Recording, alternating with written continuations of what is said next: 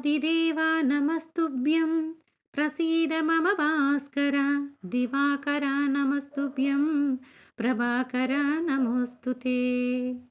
అందరికీ నమస్కారము. నేను మీ పుష్పను. ఇవాల్టి వీడియోలో సూర్య భగవానునికి అర్ఘ్యాన్ని ఏ విధంగా ఇవ్వాలి, రథసప్తమి పూజా విధానం ఇవాల్టి వీడియోలో తెలుసుకుందాం. మరి రథసప్తమి నుంచి మాఘమాసంలో అలాగే మాఘపు ఆదివారాలు చేస్తారు కదా! అప్పుడే చేయాలని ఏమీ లేదు. ప్రతినిత్యము ప్రతిరోజు కూడా సూర్య భగవానునికి అర్ఘ్యాన్ని సమర్పించవచ్చు. సూర్య భగవానునికి అర్ఘ్యాన్ని సమర్పించడం వలన ఎటువంటి శారీరక వ్యాధులు రావని చెబుతారు. శాస్త్రం ప్రకారము అర్ఘ్యాన్ని ఎందుకు ఇవ్వాలి అంటే, సూర్యనారాయణ మూర్తికి ఇలా అర్ఘ్యాన్ని విడిచిపెడితే ఆ నీటి బిందువులు మంత్రపూర్వకమైనటువంటి ఊర్ధ్వ మార్గంలో ఆకాశం వైపు పయనించే మందేహులు అనే రాక్షసులను సంహరిస్తాయట.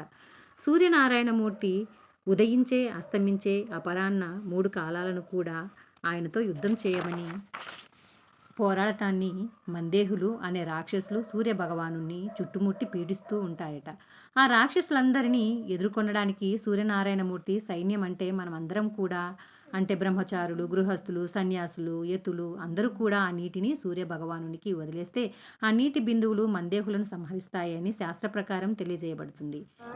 లౌకికార్థ ప్రకారము ఏమిటి అంటే, మందము అంటే బద్ధకం, మందకోడితనము అని అర్థం. సూర్యోదయ కాలంలో అర్ఘ్యం వదిలిపెడితే బద్ధకం పోతుందని కూడా పెద్దలు చెబుతుంటారు.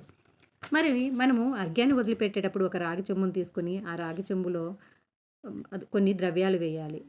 రాగి చెంబు నిండా నీళ్లు పోసి అందులో పసుపు, కుంకుమ, గంధము, అలాగే ఎర్రని అక్షింతలు, ఎర్రటి పువ్వు వేయాలి.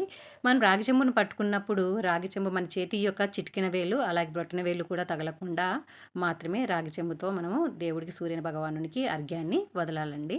అలా అర్ఘ్యం వదిలిన తర్వాత ఆ నీళ్లు కింద పడకూడదు. ఒక ప్లేట్లో పడేలాగా చూసుకొని ఆ నీళ్లు తీసుకెళ్ళి మనం తులసి కోటలో తులసి అమ్మవారు దగ్గర మొదలలో వేయాలండి. అలా మనం పూజ చేసుకోవాలి.